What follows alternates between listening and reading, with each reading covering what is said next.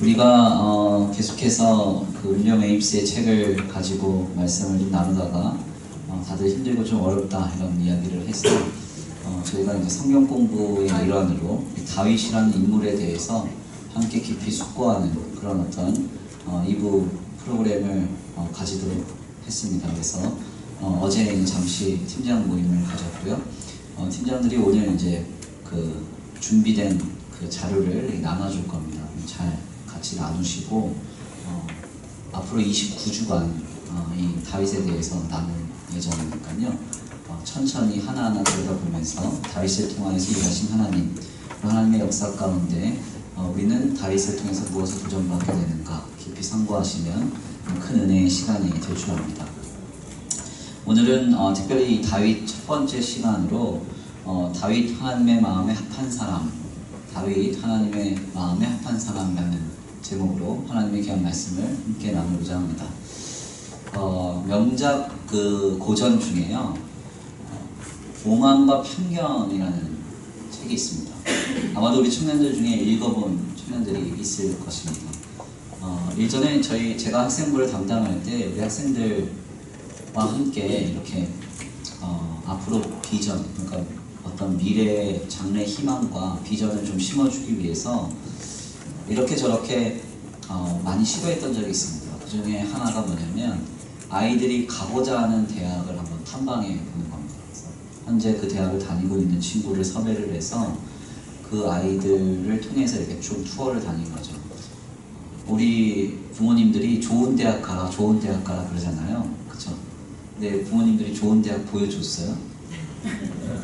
좋은 대학 교문이라도 한번 보여주고 저기 가라 해야 되는데 아이들이 이제 좀 꿈을 구체화시킬 필요가 있겠다 싶어서 아이들을 데리고 그 당시 이제 고려대학교 다니는 학생 한 명을 섭외를 해서 그 아이들이 우리 아이들과 함께 그 아이가 이렇게 다 투어를 시켜주고 같이 밥도 먹고 뭐 질문했던 시간이 좀 있었습니다. 그것과 더불어서 했던 것 중에 하나가 뭐냐면 아이들이 꿈이 있으면 그 실제적으로 그 직업에 종사하는 사람을 데려다가 그 아이하고 만남을 좀 갖게 하는 것입니다. 그래서 이제 물어보는 거죠. 진짜 그 일을 해보면 어떤가? 과연 어떻게 그 길을 가게 됐는가? 뭐 이런 것들을 조금 저희가 이제 어프로치를 했던 적이 있어요.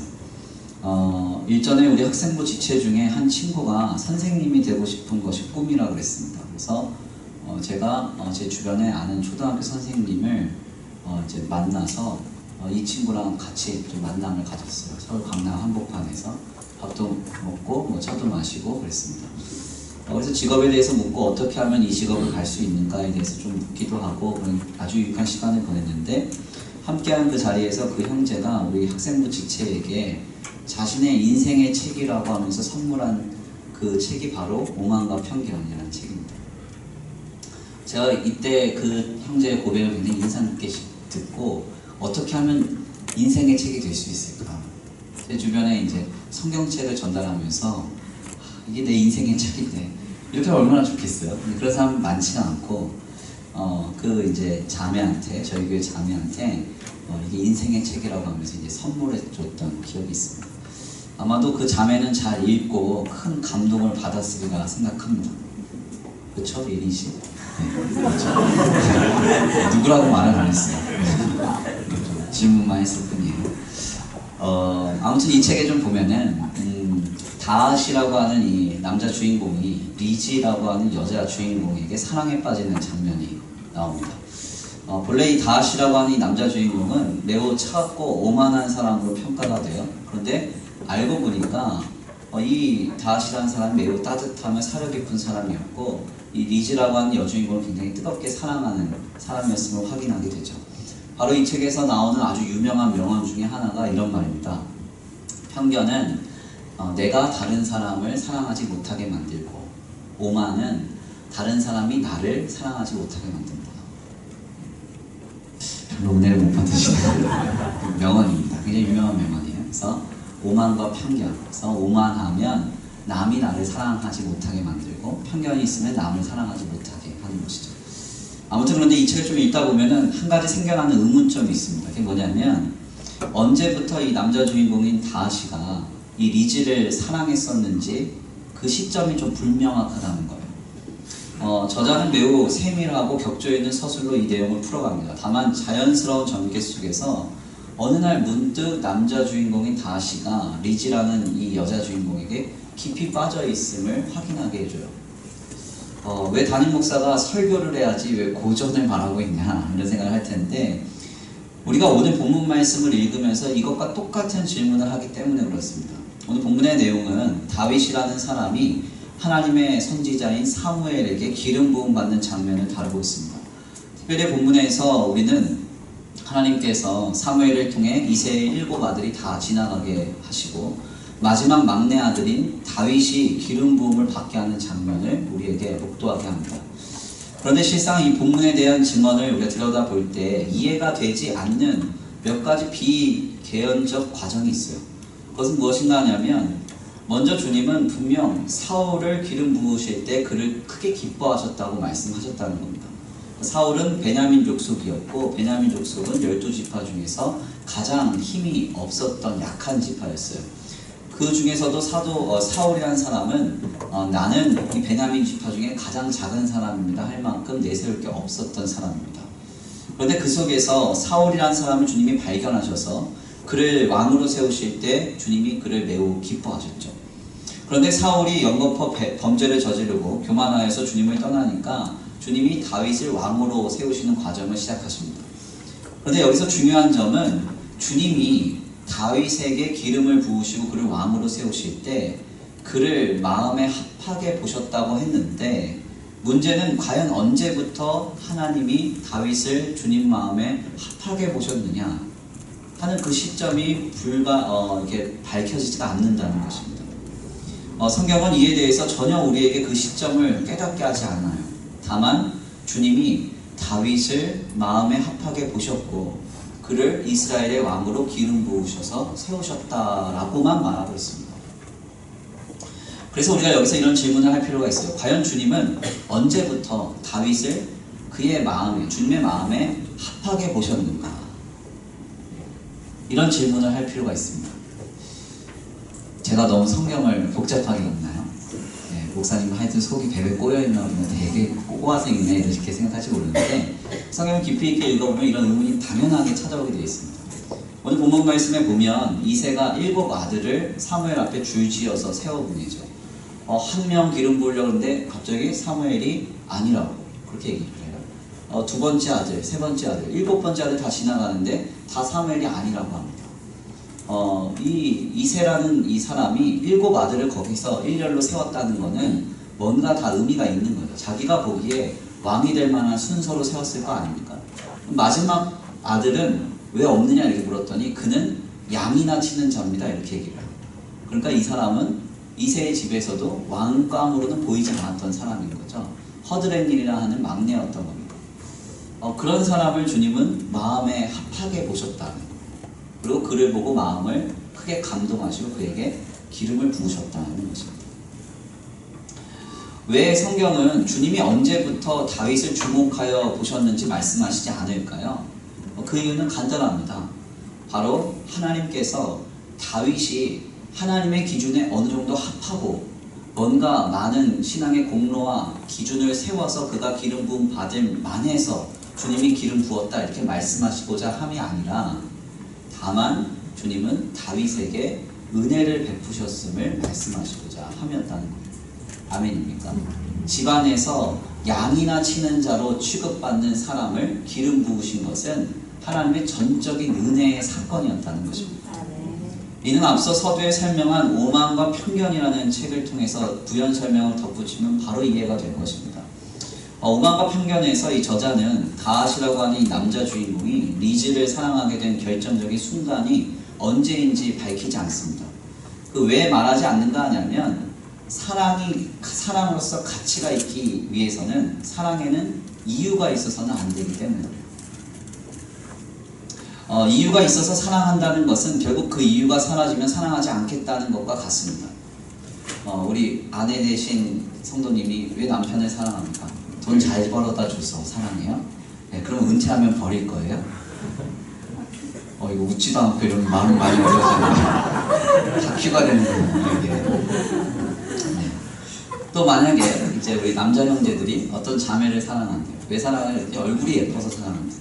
그럼 만약에 늙어서 예뻐지지 않거나 불의의 사고로 아름다움을 잃었다면 그 여인은 안 사랑할 것이냐. 그러니까 이유가 있어서 사랑한다는 것은 진정한 사랑의 가치와 그 진정한 사랑을 알지 못하는 상태에서 고백되는 것이죠. 진정한 사랑에는 이유가 없습니다. 제가 어느 기사를 읽다 보니까 이런 기사가 있었어요. 칼럼니스트가 썼는데 연인 사이에 해서는 안 될 말이라는 내용이었습니다. 여자친구가 남자친구한테 묻습니다. 나를 왜 사랑합니까? 이렇게 물었더니 가장 해서는 안 될 말, 나는 내가 다 좋아 이렇게 말하면 안 된대요. 네. 그리고 그냥 이렇게 말하게 되면 제 표현은 아니고 이 칼럼니스트의 이제 표현이에요. 화를 부르게 된다 이렇게 되어 있습니다. 왜 그런가 했더니 여자친구가 느끼기에 성의가 없고 애정이 없이 느껴진답니다. 그러면 어떻게 대답을 해야 되는가? 기자가 말하기를 구체적인 이유로 성실성의껏 설명을 해주래요. 너는 눈이 어떻고 저쩌고 저쩌고 저쩌고 이러니까 내가 좋아 뭐 이렇게. 그걸 어떻게 말하고 앉아있겠어요? 그렇죠? 제가 그 글을 쭉 읽는데요 그런 생각을 했습니다. 기자가 아직 인생을 좀 모르네 이런 생각을 했어요. 진정한 사랑에는 이유가 없습니다. 한번 생각을 해보세요. 부모님이 아이를 낳았습니다. 그럼 아이가 이유가 있어서 부모가 사랑해요? 그렇지 않죠. 예, 그 아이를 낳았는데요 아이가 너무 못생긴 거예요. 내 아이여도 못생길 수 있어요 여러분. 그건 뭐 어쩔 수 없는 거예요. 낳았는데 어떻게 할 거예요. 네. 그런데 못생겨도 부모는 사랑하죠. 그렇죠? 공부를 못할 수도 있어요. 네, 못할 수도 있습니다. 못해도 부모는 자녀를 사랑하죠. 맞나요? 부모님들 표정 보니까 아니에요. 마음이 점점 어려워집니다. 그러니까 진정한 사랑은요 이유가 없는 거예요. 제가 이제 아이한테 많이 표현하는 것 중에 하나가 사랑한다고 표현하는 거거든요. 그러면 이제 제가 묻죠. 막 계속 따라다니면서 내가 너를 사랑한다 그러면 이제 아이는 하고 가요 그냥. 그럼 이제 저도 이제 듣고 싶으니까 야 너 나 사랑해 안 사랑해 이렇게 묻는단 말이에요. 그러면 이제 하여간 뭐 돌아다니고 뭐 이제 딴청 피다가 마지못해서 해줘요. 사랑해 사랑해 이렇게 가요. 가는데 근데 그 말을 들었을 때 얼마나 깊은지 몰라요. 진정한 사랑은요 이유가 없이 우러나는 것입니다. 아멘입니까? 진정한 사랑에는 이유가 없어요. 그냥 그 감정이 솟아오르는 것이고 그 감정에 내가 끌려가는 것이죠. 이는 우리를 향한 하나님의 사랑과 은혜 역시도 마찬가지입니다. 다윗에 대하여 주님이 내 마음에 합한 자로 그를 부르셨던 이유는 없습니다. 하나님이 그를 다만 택하신 거죠. 아멘. 언제, 어떻게, 왜 주님의 마음에 합하게 되었는지 성경은 전혀 밝히지 않습니다. 다만 다윗이 하나님의 전적인 은혜로 특정하심을 얻었고, 아멘입니까? 하나님이 그를 붙으셨다고만 말할 뿐입니다. 고로 여기에서 우리는 그간 하나님의 마음에 합한 자라고 여기며 도전되던 다윗의 메시지가 많이 왜곡되었음을 확인하게 됩니다. 우리는 그간 다윗이 이러저러해서 하나님의 마음에 합하다고 여기고 그리고 그 합하게 우리도 따라가야 된다고 늘 도전받았습니다. 어떤 이는 다윗이 기도를 많이 해서 다윗이 찬양을 많이 해서 헌신을 많이 해서 회개를 많이 해서 하나님의 마음에 합했다 이렇게 말했습니다. 그런데 성경을 잘 보면 그것은 주님이 이미 합하게 여기신 다음에 일어난 일들이에요. 시간적으로 이후에 일어난 일이죠. 그러니까 이것이 전제가 아니라는 겁니다. 주님은 다윗이 찬양하기 전에도 다윗을 마음에 합하게 여겼습니다. 주님은 다윗이 회개하기 전에도 다윗을 합하다고 말씀하셨습니다. 주님은 다윗이 많은 일들을 하기 전에도 하나님의 마음에 그가 합하다고 말씀하셨습니다. 즉 무엇을 하여서 혹은 어떠한 신앙의 수준과 정도가 되어서 주님의 마음에 다윗이 합한 자가 된 것이 아니라는 사실이죠. 진정한 성경의 입장은 다만 하나님께서 다윗을 그의 마음에 두셨다고만 말씀하고 있는 것입니다. 전적인 은혜입니다. 전적인 사랑이죠. 이것이 바로 성경의 메시지입니다. 여기서 우리가 무엇을 깨달을까요? 오늘 우리를 향한 전적인 은혜의 선포를 확인받게 되는 것입니다. 주님은 하나님의 사람들을 택하심에 있어서 그 이유나 역사하심에 대한 전제 조건을 거의 대부분 밝히시지 않습니다. 다만 주님이 택하셨고 다만 주님은 역사하신다고 말씀해요. 아멘입니까? 아브라함을 한번 살펴볼까요? 아브라함은 하나님께 많은 공로와 치적을 드림으로 그가 하란이라고 하는 우상의 동네에서 부르심을 받아 가나안으로 인도된 것이 아닙니다. 그렇죠? 물론 탈무드라고 하는 그 유대인의 책을 보면 이 아브라함이 우상장수의 아들로 여호와 하나님을 신앙했다라는 기록이 있어요. 이건 이야기일 뿐이고 성경에 확증된 증언은 아닙니다. 그냥 어느 날 하란이라는 동네에 우상장수의 아들로 일가 모든 친척들이 모여 살던 그 동네에서 주님이 그에게 전적으로 찾아오셔서 말씀하세요. 뭐라고 말씀하세요? 너는 너의 아비 친척 본토집을 떠나서 내가 내게 지시할 땅으로 가라. 내가 너로 큰 민족을 이루고 복의 근원이 되게 하리라. 아멘. 아브라함이 뭔가 많이 해서 하나님께 뭐 성전을 지었다든지 모든 재산을 다 하나님께 바쳤다든지 이런 것을 해서 주님이 그렇게 하셨다는 것이 아닙니다. 그냥 주님이 택하셨다고 말씀하세요. 주님이 그냥 찾아오셨다고 말씀합니다. 아브라함이 여호와 앞에 아무것도 감당한 것이 없었을 때에도 주님은 그를 믿음의 조상으로 부르셨다는 것입니다. 다윗의 아들인 솔로몬도 마찬가지입니다. 솔로몬은 다윗의 넷째 아들이에요. 넷째 아들. 고대의 경우에 넷째 아들이 왕위를 물려받는 경우는 거의 없습니다. 중요한 점은 특별히 이 솔로몬 같은 경우는 정실 부인의 아들도 아니에요. 그러니까 다윗에게는 적어도 4명의 부인이 있어요. 예, 그래서 사울의 그 딸인 미갈, 예, 그리고 이제 아비가일, 아히노암 이런 사람들이 있어요. 도망 다닐 때 함께 하던 사람들이에요. 그런데 나중에 이제 왕위에 올라서 평안히 하나님께서 왕으로 평안하게 하실 때 궁궐 거닐다가 간통으로 맺은 관계가 밧세바라는 여인이에요. 밧세바라는 여인은 해쪽 속 우리아와 결혼한 사람이란 말이에요. 근데 이 밧세바가 유대인이냐 유대인이 아니냐에 대해서는 많은 사람들의 이견이 있어요. 그런데 문제는 뭐냐면 확실한 한 가지는 유대인이든 유대인이 아니든 간에 만약에 유대인이라고 하면 해쪽 속, 이방족 속과 혼인한 여인이기 때문에 더 부정한 여인이에요. 그리고 더 합당하지 않은 여인이죠. 해쪽 속이면 더 이방인이에요. 문제는 이 다윗과 밧세바 사이에 낳은 아들이 바로 솔로몬입니다. 그러니까 이 아들이 왕 위에 올릴 가능성은 거의 전무하죠. 이해가 되셨나요? 너무 많은 설명은 좀 어렵죠? 제가 TMI라서 그래요.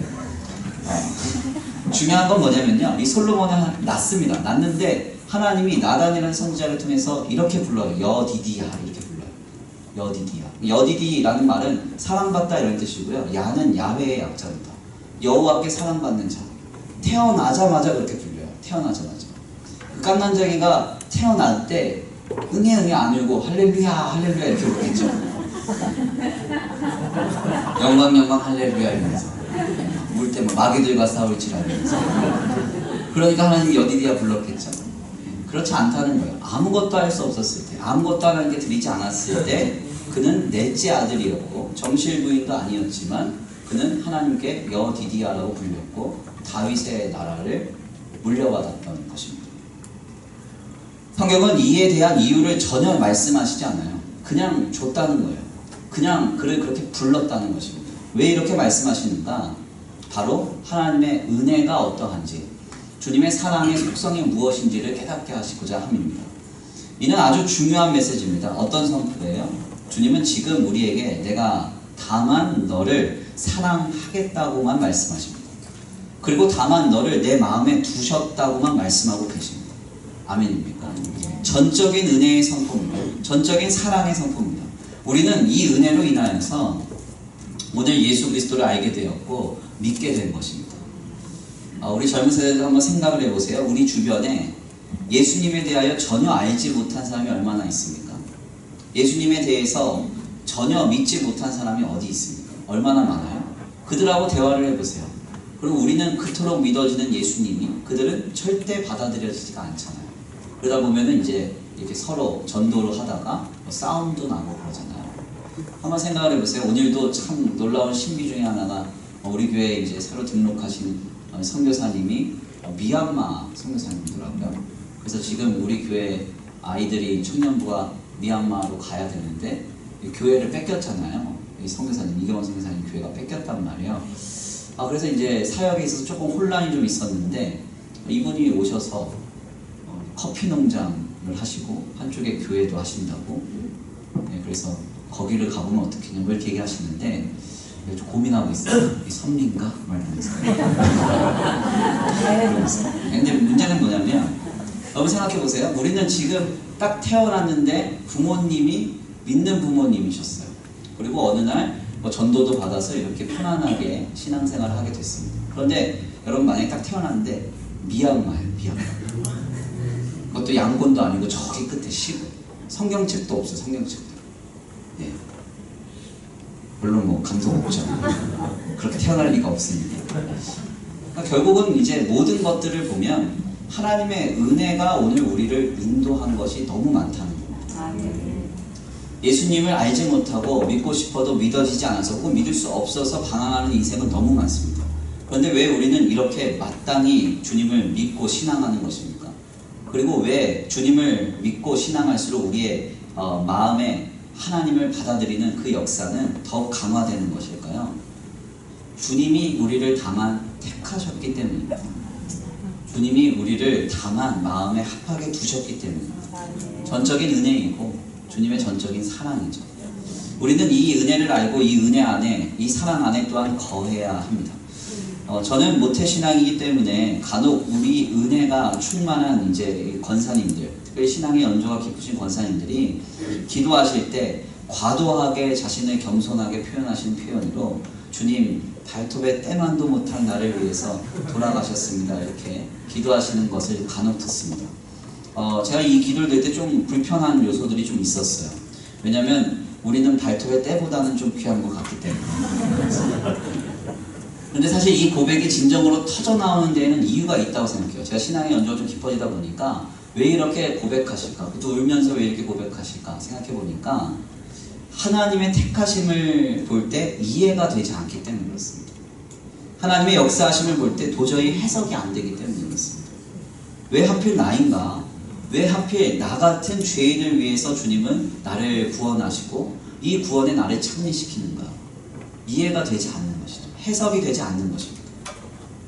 제가 그래서 아까도 그 새신자 이렇게 기도해드리고 올라가서 그 선교사님하고 나눈 대화를 이경원 선교사하고 이렇게 또 나눴거든요. 그랬더니 와, 김 목사 니네 교회는 참 희한하다. 이상하게 인도하시네. 그래서 한번 알아보래요. 어떻게 하나님이 어떻게 하시는 건지. 저번 제가 그래서 어떻게 알아보냐고. 기도하라고. 중요한 점은 이러한 은혜를 느껴야 됩니다. 아, 내가 하나님의 구원에 참여하고 있구나. 그런데 이 은혜는 세상의 어떤 합리에 의해서 내가 인도되는 것이 아니라 내 지식과 이해의 어떤 역사로 내가 이렇게 인도된 것이 아니라 하나님의 초월적이고 강권적인 은혜와 사랑으로 내가 여기에 있구나. 이것을 깨달아야 한다는 것입니다. 다시 좀 설교의 서두로 돌아가겠습니다. 오만과 편견이라는 책에서 리지라는 여주인공이 겉으로 보기엔 오만한 다하시를 진정으로 사랑하게 된 계기는 그가 보여지는 것과는 달리 이 여주인공을 세심하고 사려 깊게 사랑하고 있었기 때문입니다. 그리고 그 사랑에는 어떤 존재 조건이나 이유가 없었기 때문에 이것을 깨닫고는 리지도 이 다하시라고 하는 남자 주인공하고 깊이 사랑에 빠집니다. 그러니까 진정한 사랑을 경험할 때 우리에게 굳어진 편견과 같은 모든 것들은 다 깨어지고 진정한 사랑의 대상을 바르게 인식하기 시작하는 것입니다. 왜 하나님에 대해서 오해가 생기는가? 왜 하나님에 대한 바른 지식이 없는가? 왜 하나님을 바르게 인식하지 못하는가? 결국은 주님의 사랑을 우리가 진정으로 경험하지 못했기 때문입니다. 하나님의 사랑, 그 전제가 없고 조건이 없고 그 이유가 없는 전적으로 우리에게 부어주시는 주님의 은혜와 사랑을 우리가 경험할 때 우리를 사랑하시는 대상을 바르게 인식할 수 있는 것이죠. 그분의 사랑을 경험하지 못하고 은혜를 경험하지 못하고는 우리는 주님의 그 진정한 사랑의 모습을 우리가 발견할 수가 없는 것입니다. 특별히 오늘 귀한 말씀을 통해서 주님은 다윗을 마음에 합하다 여기신 것과 같이 우리도 주님의 마음에 두실 것임을 선포하고 계십니다. 다만 우리를 사랑하시겠다고 말씀하고 계시는 것입니다. 바로 이 주님의 은혜와 사랑을 경험할 때 우리 또한 주님을 바르게 사랑하고 건전한 신앙생활이 시작될 줄 믿습니다. 먼저 주님의 그 깊은 사랑과 은혜를 체험하기를 사모하시기를 바랍니다. 하나님, 내가 너무 부족하고 연약하지만 나를 택정하신 그 놀라운 은혜를 이 시간 발견케 하여 주옵소서. 나를 사랑하사 세상 끝날까지 주님 품에 나를 안으시고 나를 인도하시는 그 역사를 지금 이 시간 경험케 하여 주옵소서. 이 시간 사모할 때 우리를 전적인 은혜로 택정하시고 사랑하시는 그 주님이 이 자리에 경험될 줄 믿습니다. 그 역사의 주인공 되시기를 간절히 축원합니다. 우리 이 시간 함께 다 같이 기도 올려드립니다. 찬양으로 결단하시겠는데요. 찬양의 가사를 생각하시면서 함께 고백합니다. 하나님의 사랑, 주님의 눈물, 온 세상 임하여. 그렇습니다. 하나님께서 우리가 무언가 하나님 앞에 잘해서 하나님이 보시기에 택할 만하셔서 나를 택하시고 나를 하나님의 자녀 삼으신 것이 아니라 예수 그리스도를 통하여 다만 우리를 택하시고 구원하셨다고 주님 말씀하고 있습니다. 이것은 전적인 은혜고 전적인 주님의 사랑 표현입니다. 어떤 세상의 풍파와 어려움이 있다 할지라도 이 사랑은 우리를 끌고 갈 것이고 아무 전제나 조건 없이 주님은 무한히 우리를 사랑하셔서 하나님의 완전하신 역사에 참여케 하실 줄 믿습니다. 지금 그 역사에 참여하기를 소원합니다. 하나님 먼저 우리를 향하여 전적으로 사랑하고 계십니다.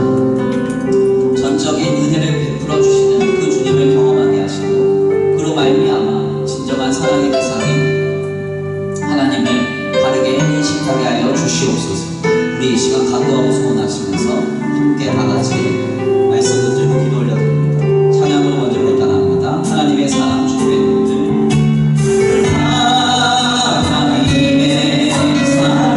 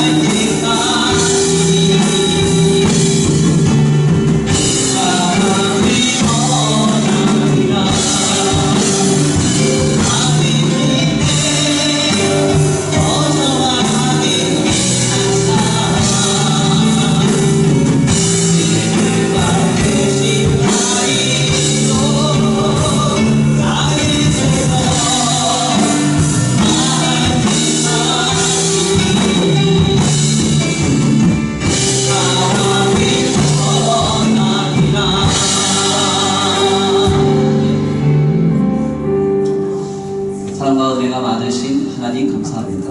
오늘 귀한 자리로 인도하여 주셔서 다윗이 하나님 앞에 아무것도 감당한 것이 없고 하나님 앞에 내세울 것이 아무것도 없었을 때 주님 다윗에게 찾아가사 내 마음에 합한 자라 여기시고 그에게 기름을 부으셔서 왕으로 세우심을 목도하게 하시니 감사합니다. 하나님께서 예수 그리스도를 통하여 우리를 구원하신 역사는 바로 여기에서 태동됩니다. 내가 무언가 하나님 앞에 많은 것들을 드림으로 이루어져가는 우리의 구원과 하나님의 나라가 아니라 내가 어떤 신앙의 수준과 지적을 쌓아 올림으로 아버지 앞에 허락되는 하나님의 나라와 구원이 아니라 전적인 은혜와 사랑으로 우리에게 다만 허락되는 하나님의 나라와 구원인 줄 믿습니다. 하나님 그 전적인 은혜와 사랑 안에서 우리가 늘 감격하고 기뻐하기를 원합니다. 하나님 세상이 줄 수 없는 감격이 세상이 줄 수 없는 그 감동이 아버지 하나님께서 나를 사랑하심을 볼 때 내 안에서 차오르기를 원합니다. 아버지 주님의 그 사랑을 경험할 때 사랑의 대상이신 하나님을 바르게 인식할 수 있을 줄 아오니 주여 이 시간 우리의 영적인 감각을 열어주시옵시고 우리를 향하여 지금 베풀어 주시는 전적인 주님의 은혜와 강권적인 주님의 사랑을 경험케 하여 주시옵소서. 주님의 은혜와 사랑을 사모하는 자에게 주님이 합당한 놀라우신 은혜로 역사하실 줄 믿습니다. 세상이 버겁고 힘들 때마다 나를 사랑하시는 주님의 은혜와 사랑이 나를 끌고 갈 수 있도록 주님 역사하여 주시옵시고 특별히 우리 귀한 젊은 세대들 힘내려 주시고 함께하여 주셔서 아버지 세상 가운데 아무리 험난한 일이 벌어지고 세상이 다 내게 등 돌린다 하더라도 하나님께서 나를 붙들고 계심을 알고 그 주님의 사랑 안에서 기뻐하며 아버지 그 주님의 은혜 안에서 즐거워하는 복된 귀한 날들을 살아낼 수 있도록 주님 우리 귀한 청년지체들에게 복 내려 주시옵소서. 오늘도 귀한 예배 가운데 나와 주님 앞에 복된 예물을 올려드립니다. 이 예물 쓰여지는 곳곳마다 영혼과 생명 살아나게 하시고 하나님 나라를 위해서 쓰임받는 복된 예물 되게 하여 주시옵시고 하늘의 신령한 목과 땅의 기름진 복으로 덧입혀 주셔서 드려진 손길 위에 복의 복을 더하사 하나님께 들어 쓰임받는 가정과 생업이 되게 하여 주시옵소서. 돌아가는 발걸음 안전히 거하게 하시고 한 주간 삶을 살아가면서 아무 전제 없이 조건 없이 우리를 사랑하시는 주님을 아버지 경험하며 그 놀라운 주님의 은혜에 충만한 한 주간의 삶이 되도록 복 내려 주시옵소서. 도우시고 인도하시며 함께 하실 줄 믿고 감사함을 올려드리오며 사랑과 은혜가 많으신 우리 주 예수 그리스도의 이름으로 감사하며 기도 올려드립니다. 이제는 우리 주 예수 그리스도의 은혜와 성부 하나님의 극진하신 사랑하심과 성령 하나님의 내주 교통하심이 오늘 귀한 말씀 가운데 다만 나를 사랑하시고 다만 나를 택정하신 주님의 은혜와 사랑을 힘입어 살아가기로 결단하는 모든 성도들 머리 위에 이제로부터 영원토록 함께 있을지어다. 아멘.